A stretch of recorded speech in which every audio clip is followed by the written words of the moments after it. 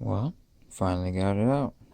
That was me and got it out of the truck out there now. Got it in here. Took a mallet and a piece of wood. Had to get it open.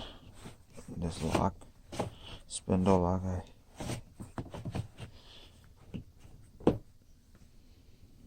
easy like that, but you gotta be careful because, as you see, I already cleaned the area of what I'm working with.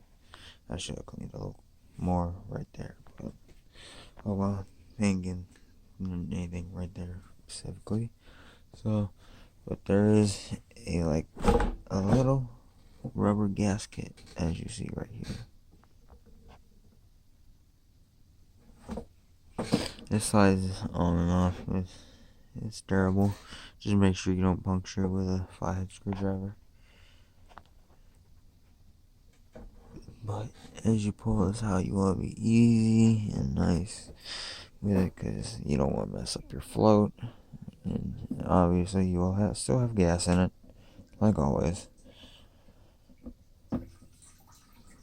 I like to just let it go slow, let all the gas pour out.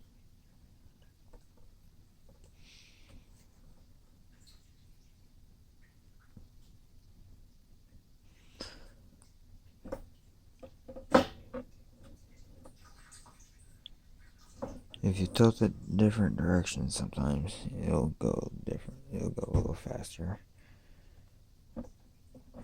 And I have a little less than a quarter tank.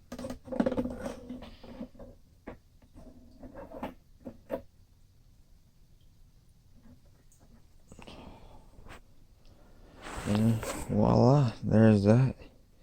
Well, I'm gonna get started rebuilding it and everything. Put a new filter on.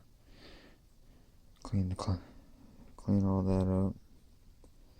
And get back with you.